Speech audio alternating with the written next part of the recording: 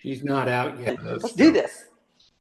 Okay, so we're at a place where we stopped last time, getting up to chapter 2, verse 28 in First John. As I suggested, it's a verse about something that we often refer to as the judgment seat of Christ or the Bema judgment, even though that term Bema doesn't appear in that verse.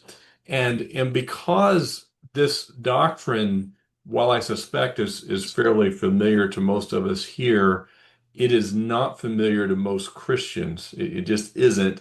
And it is important to understanding what's going to follow on the largest unit of thought within First John.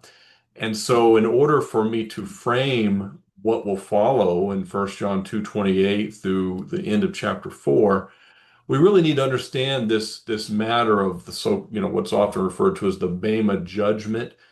It'll take at least today and next week and possibly part of the week after to go through this. This is not exhaustive, but I'm also not just touching mountaintops. I want to do this in enough detail that somebody who's never heard of this doctrine, never thought about it, or perhaps just has lots of questions, hopefully they'll get answered. So the issue, as I say, is that we have what I call an inclusio. That's a word that's used when a writer deals with a topic in two places, and then the material in between the two places is related. He sandwiches or she sandwiches certain material between the two places.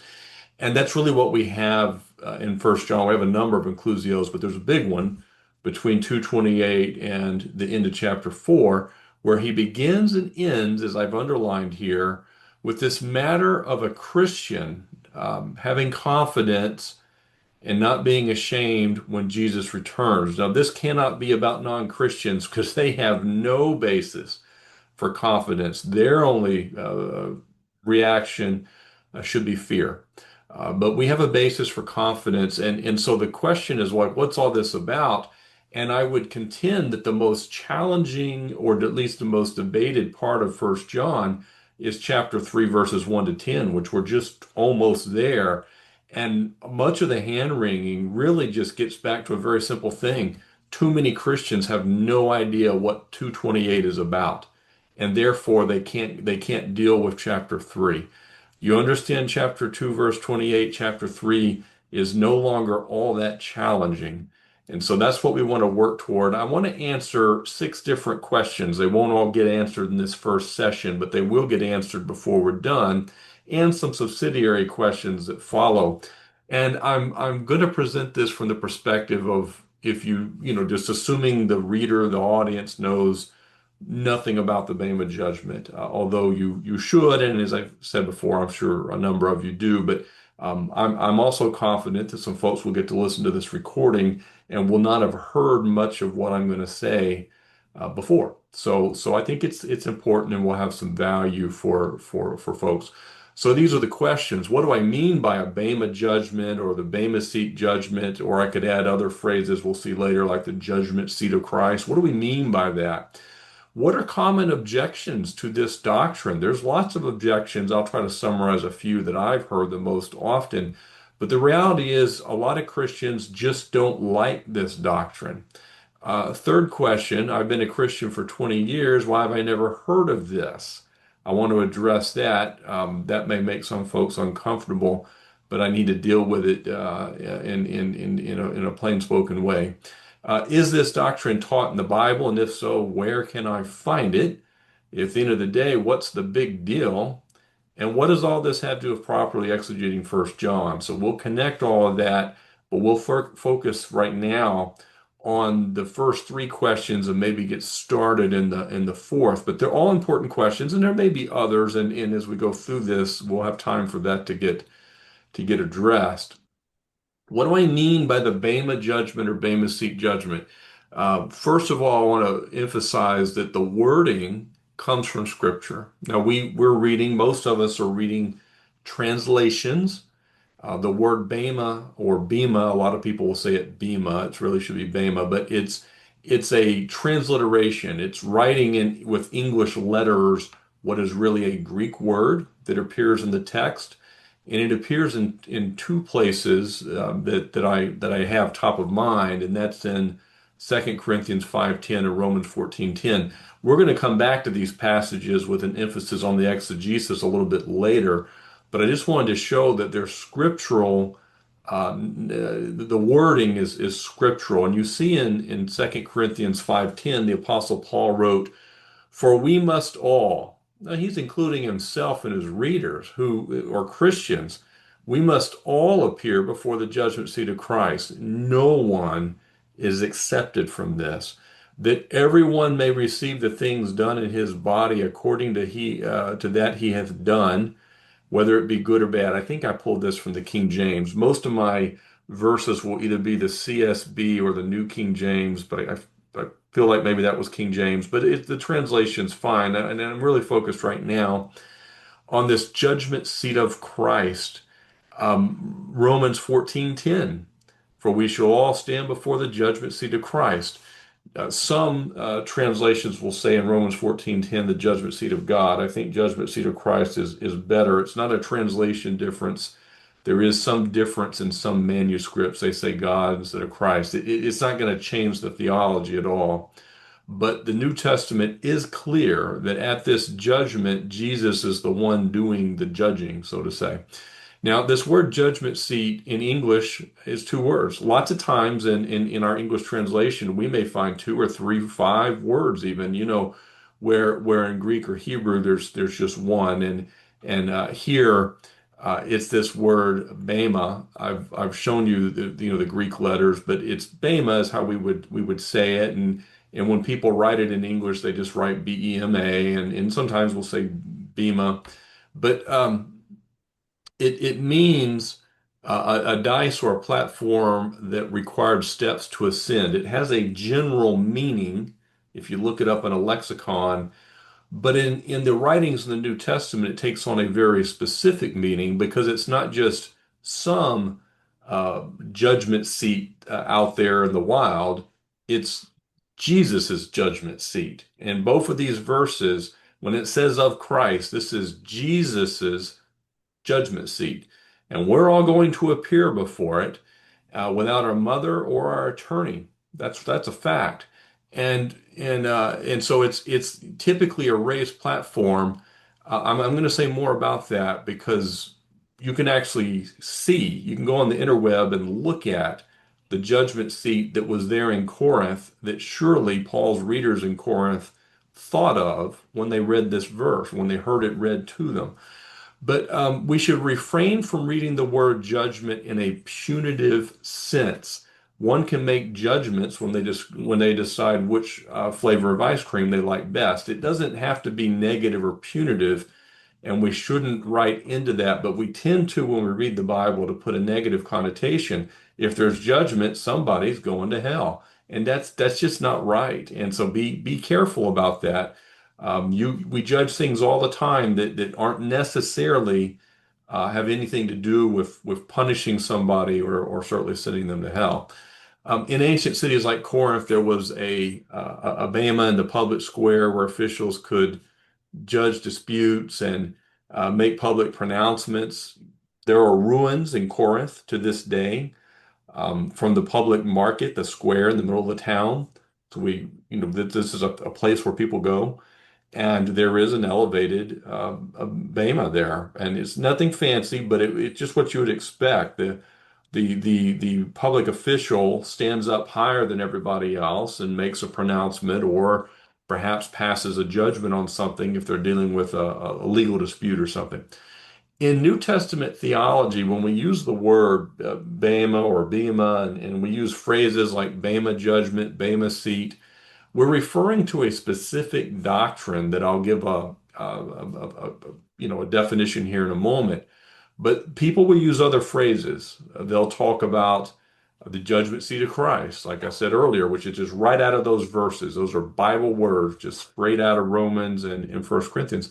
And we'll also talk about rewards or the doctrine of rewards. People can use that. They're talking about the same thing.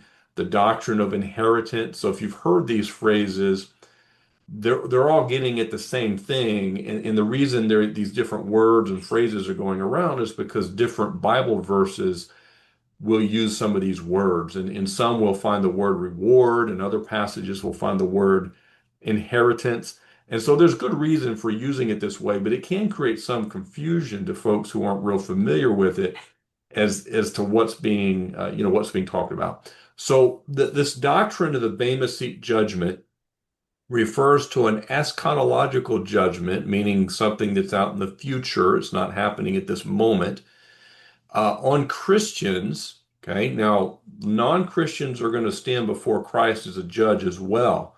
But really, when they're going to do that is a judgment that we often call the Great White Throne judgments in the book of Revelation. We're not going to get into all that, but nobody passes that judgment. No, Jesus doesn't weigh them and say, "Yeah, you're in." You don't want to be there. But Christians will stand before Christ and give an account as well, and so it's eschatological. It's for Christians. And the purpose is that Jesus assesses the quality of our faith, or you could say our faithfulness, not with a view to eternal destiny. It's not him deciding if we're going to heaven or hell. He's not weighing the good against the bad to see if we get through, but it's with a view to giving us rewards for such faithfulness. Okay. Very likely it occurs probably during the tribulation period, as some people would refer to it, before the millennial kingdom. And um, that's kind of from piecing together all the passages that you get that sense that that's when it happens. Because the rewards are enjoyed during the kingdom, the judgment that we're talking about has to happen before or immediately before, or right at the beginning, something like that. And the timing's probably not worth fighting about, but the idea is that part of this reward is going to be enjoyed in the kingdom. So, this judgment is a determination of the quality of our faithfulness in the way that a trained jeweler looks at a diamond. He's not looking at it to necessarily determine if it's not a diamond. Is it, he's not saying, well, no, this is just a cubic zirconia. We'll throw it away. That's not what Jesus is doing, but the jeweler has a number of criteria: color, the quality of the cuts, different aspects of a diamond that determines its value. All Christians are diamonds, but we can be a diamond. We can be of a different quality of diamond, so to say, as the master looks at us under the little lens and evaluates. So in New Testament passages that we'll examine, we're going to see the usage of words like rewards, inheritance, rest, and so as I said, the doctrine gets referred to in several ways. Just from this introduction, where I've certainly proven nothing because I haven't really done anything with exegesis yet, but I wanted to get the idea in mind. You should have, and anyone watching this video or listening to this should have several questions if they've never studied the issue before. And they're good questions that we'll try to answer along the way. What exactly is being judged? What is it that we're answering for when we stand before Christ? What is the standard of judgment? What's the exact nature of the rewards and the inheritance that believers get? Does everyone get rewards? And a very disputed issue today among especially those from a free grace perspective is punishment involved. And so we'll address all of these. That last question I'll address a little bit. I'm not going to go at great length with it. Yes, Dart. First, thank you for covering this.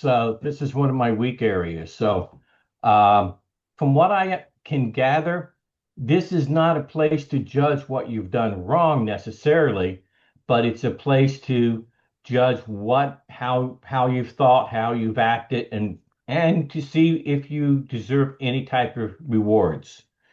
So Yeah. that's the way it seems to me. Is that correct? That's the way I take it. Now, we'll see some verses that will talk about being repaid for what we've done, good or bad. But I don't think the point is to weigh our sins or something like that, or to punish our sins. I think the point is what you're saying on the positive side. How have we run the race? is going to be the idea, have we lived in a way that's rich toward God? And if we have, those things will be rewarded. Now, that said, there is debate in even among free grace folks as to what's the downside.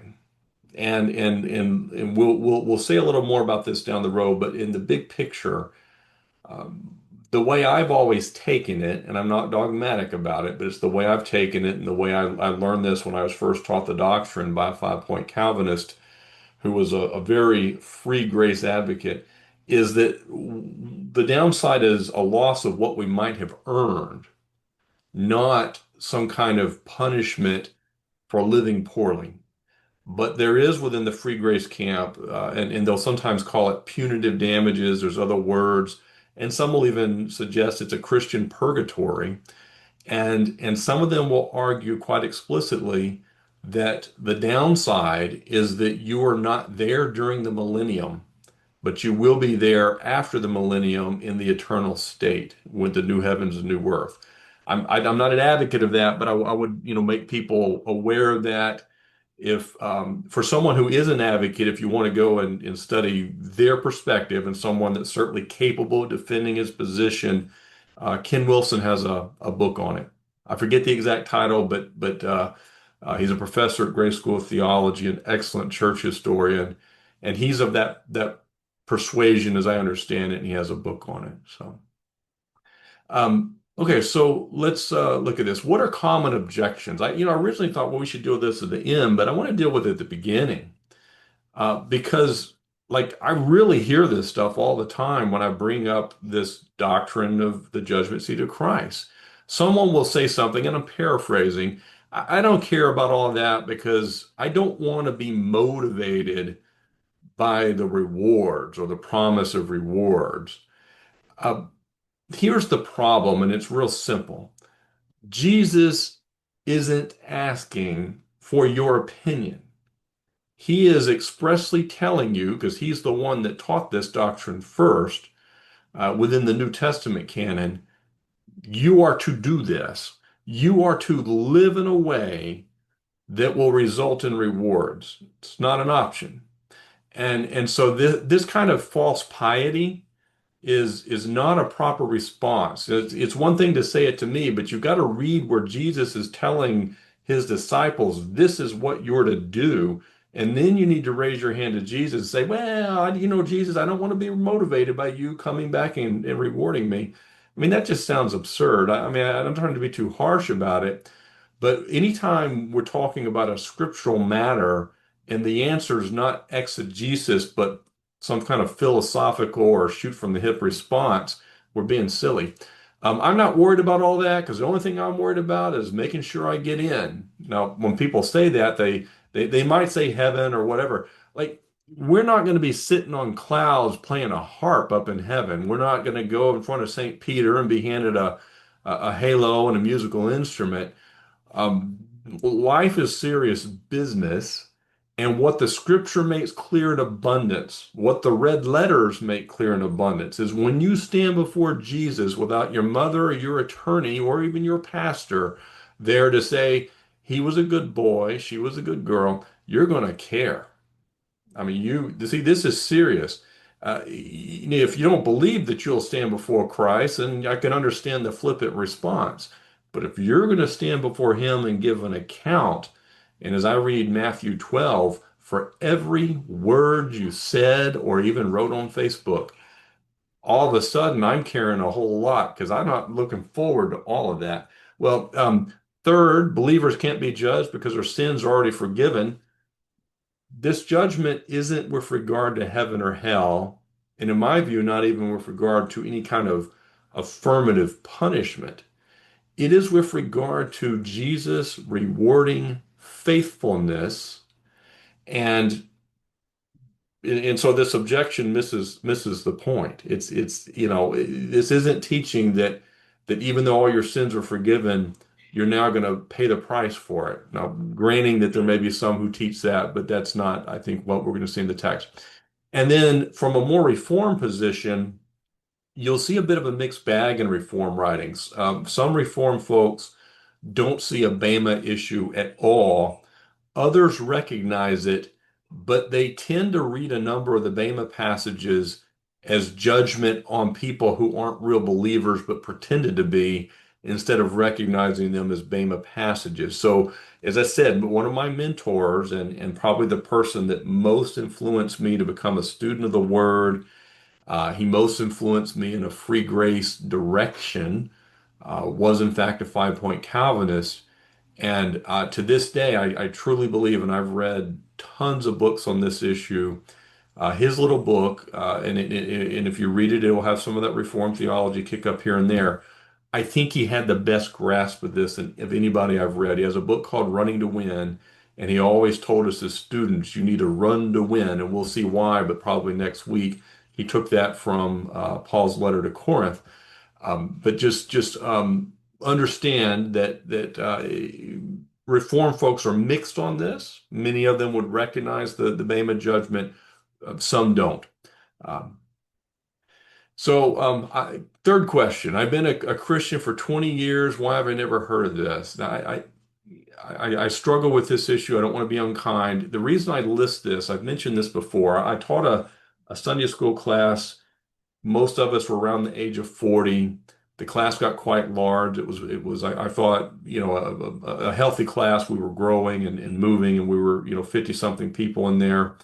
And when I polled the class as we were coming up on a passage with this doctrine to see had they, what they knew about the Bema or the judgment seat of Christ, and not a one. And these weren't people that were shy and not raising their hands. They just didn't know.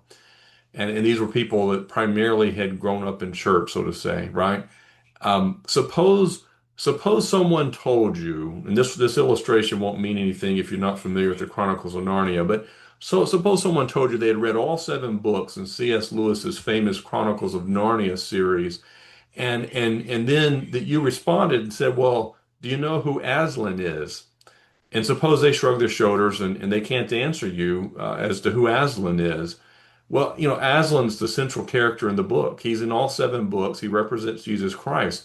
If you read all seven books and have no idea who Aslan is, you know, I'm going to think you either never read the books or you had almost no comprehension. Like it's hard to get our hands around it. It's like reading the Gospels and not really having a good picture of Jesus or the Pharisees.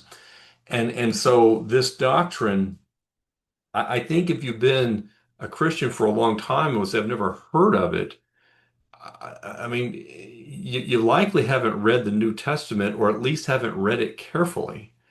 It's not to be mean-spirited. I want to understand this.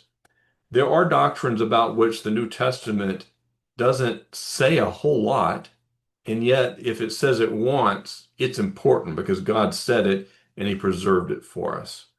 There's much more in the New Testament about this doctrine I'm talking about than there is about walking in the Spirit. I'm just saying it's literally pervasive in the New Testament. And not only that, the person that would say, I've been in church forever and I've never even heard of this thing. You've either not read Romans, which is that's a big deal. Like it's Paul's magnum opus. It's the single most important Christian writing, at least arguably, or at least you've read it with little comprehension.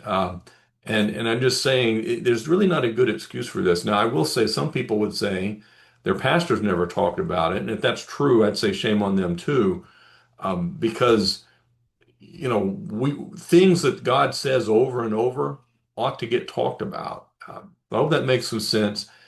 This is offered as a wake-up call. If there's somebody that it steps on their toes, don't take this in a bad way. Be positive, get in the book, and let's learn about this thing, because if Jesus taught it over and over, we ought to know about it. So, fourth question, is the doctrine taught in the Bible? And if so, where can I find it? The principle of God rewarding His people for faithfulness is introduced in the Old Testament. I won't spend a lot of time on that, but I want to stay at a high level. It was totally understood by the Jewish people. The very basis of the covenant with Moses was in part the idea that the nation would be blessed for faithfulness. The first Passover and God's liberation of Israel from bondage in Egypt, the Apostle Paul would use as a picture of justification in the New Testament. And at the same time, Israel's conquest of the land in the Old Testament, the author of Hebrews uses to picture the doctrine of rewards. It's a type or a picture of the doctrine of rewards in Hebrews 3 and 4. The land, being in the land of Israel, are described in the Old Testament repeatedly as their inheritance, or even the word rest. And that's the word the author of Hebrews picks up in Hebrews 3 and 4. Not to say simply that Christians have rest now, all Christians have rest. That's not his point. And we'll get there, and we've studied Hebrews before. We'll get there, but that's not his point, but it's often misunderstood that way. Paul is bringing in, or the author of Hebrews is bringing in, a very well-known Jewish concept. And the moment you said rest to Jews, they're thinking about rest in the promised land, and it gives them a good picture and imagery of what the author there talks about. But as we turn to next, the doctrine is, and I always use this word, pervasive in the New Testament. I'm going to show you a lot of verses this week and next week, and I'm not nearly going to show all of them. Some of them are more subtle. But what I conclude is that there were certain core doctrines that were taught to believers, even fairly new believers. We know from the letters to Thessalonians that the imminent return of the Lord, imminent in the sense that it's sort of the next thing to happen, the return in the sense of I should say return like the second coming. I don't want to be misunderstood. The coming of the Lord to rapture, if we could use that word, his church is imminent. Like that was a core doctrine in the New Testament, and so was this matter of rewards. And it's not something just sort of in the corner and obscure.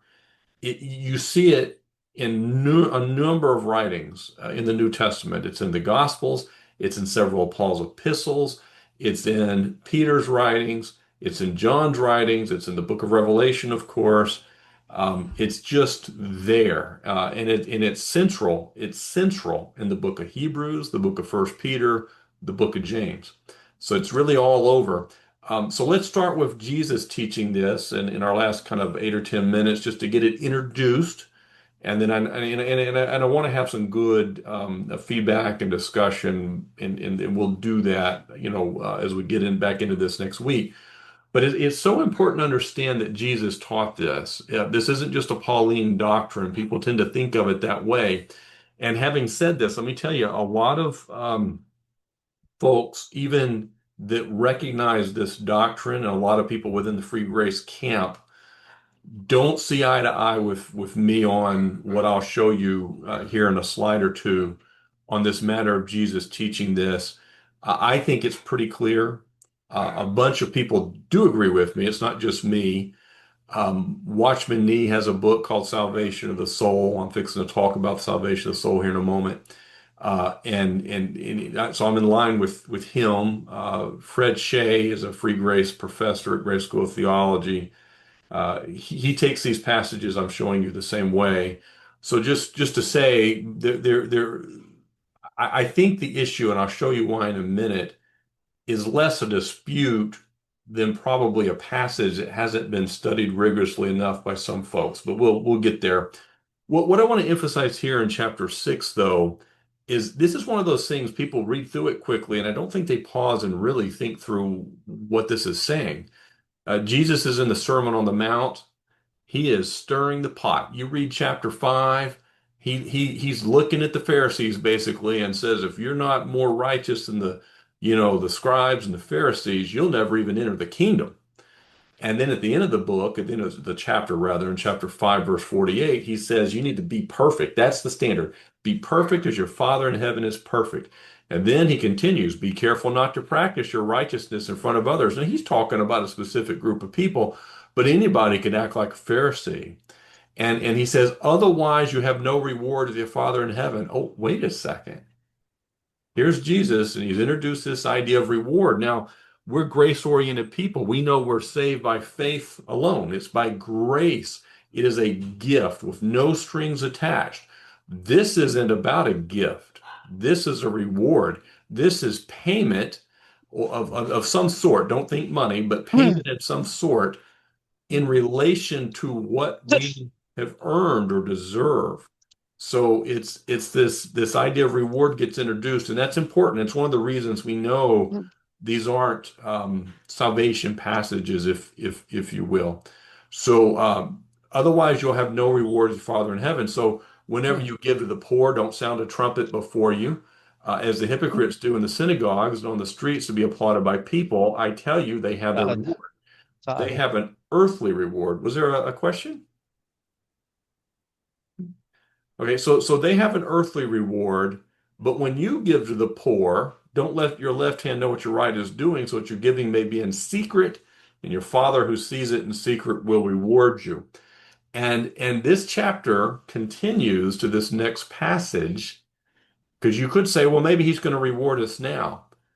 Lots of very faithful Christians um, don't seem to see the rewards now. And as we start getting into what the rewards look like, I think it becomes a little more clear. But we're still in the same passage. Just bump up to verse 19.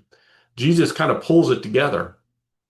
He has a number of passages where he says, don't do this openly, but do this in secret, and your Father who sees you in secret will reward you. He says it for several things, not just the one I showed you about giving to the poor, but that passage about giving to the poor is one of the passages that will give you an idea of something that could produce rewards.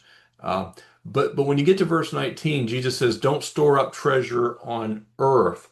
That's the things that people value here, where moth and rust destroy. Moth eats clothes. Clothes were valuable in the ancient world, so they were considered a treasure. But rust destroys, and where thieves break in and steal. Don't make your treasure on earth, but store up treasure in heaven. That's the command. Store up for yourselves treasure in heaven. Where your treasure is, there your heart is also. And what I'm suggesting is that he's connecting living now and how you live now as appropriating today the reward, the treasure, the inheritance you will receive later. We labor now, we will enjoy the rest later. And this is a very explicit verse that he'll pick up again in chapter 16 that we're going to look at briefly, and we'll probably start there next time. But let me just introduce this. This is the part I was saying where even a lot of free grace folks, they see it different. But in my experience, it's typically, if we sit down and just talk through it, it becomes an aha moment. They haven't thought about it, I think, in the right way. And the big culprit for it is the English translation, particularly the King James. So this is a passage most people know. Remember the context. Probably Jesus is at a specific place near Caesarea Philippi, I think is the name, but where there's this kind of cave that goes down. I'm not going to get into all of that, but he's in a specific place, and Peter makes a profession of faith when Jesus says, "Who do people say I am?" And some say you're this person, some say you're that, and Jesus says, "Yeah, but who do you say I am?" And Peter kind of speaks for the group. You're the Christ, the Son of God. He makes this profession of faith, and Jesus says essentially, my Father in heaven's revealed this to you. And on this rock, I'm going to build my church, and the gates of Hades won't prevail against it, and all that stuff. So that's the background.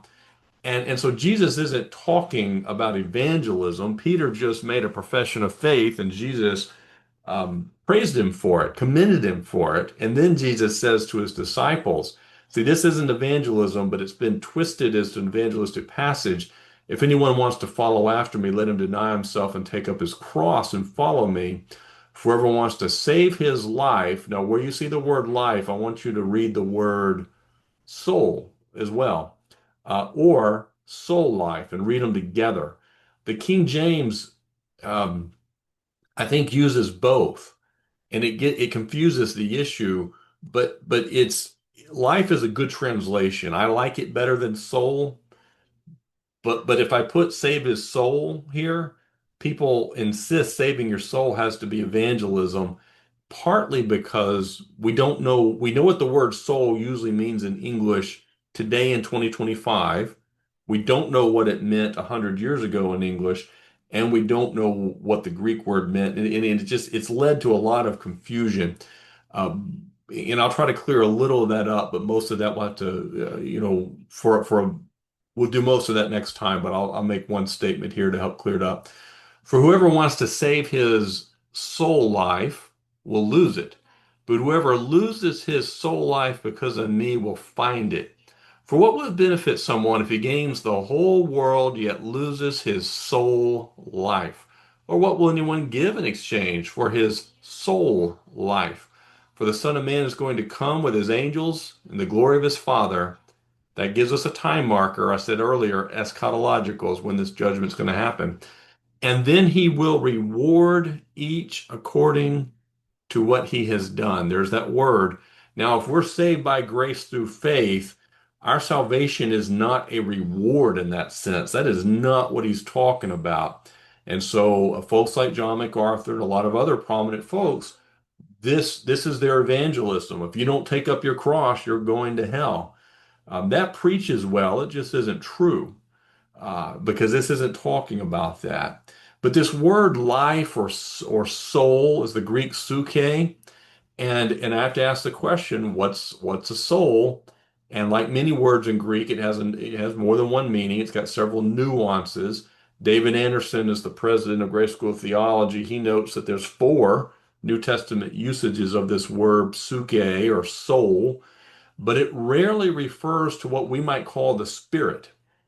But that's how English readers often take it. Your soul is your spirit. That's just not so. And except in maybe a few passages, only a handful, this is Dave Anderson writing, only a handful of the 104 uses refer to the immaterial part of man which enjoys heaven or suffers in hell. Most of the time, the word soul, psyche, or life refers either to our time on earth, our life, or to our inner self as a unique combination of mind with one mind or psyche striving together, Philippians 2:17, emotions, Mark 14:34, my soul is exceedingly sorrowful, Jesus says, and the will. Harry Leaf, that I mentioned earlier, wrote that book, Running to Win. He describes it as the whole of a person's life, and it can be defined as the temporal expression of human life. Let me say it in a simple English way. If I were to say that somebody lived their life well or enjoyed a good life, I'm talking about their soul in this Bible sense. And so we'll deal with this next time. I close with this idea that you would think about is how you live now, your experience of life now, your soul or soul life is all the words, thoughts, and actions that you do throughout this mortal time. It will either be saved or lost. If it's a life lived rich toward God, that part lived rich toward God will be saved or rescued at this Bema judgment when Christ commends you and rewards you for it. If it is lived for self, for accumulating wealth in this world, for just worried about a career in this world, you will lose it because at the Bema, Christ will give you no reward for it. And in that sense, it will be lost. This is a passage about standing before Jesus when he returns to reward according to what we've done, according to our soul life. Which part was for God? That's why he says you lose it in order to find it. You lose the part that you would have done following your motives, your priorities, and you replace them with following his motives, his priority, his wishes, and therefore losing the one but gaining the other.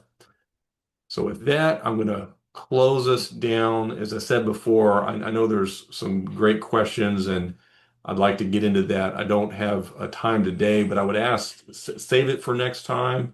And I promise we'll have more time to go back to where we were in Matthew 16, spend a little more time there, but then to start entertaining some questions and see what Paul wrote about this doctrine.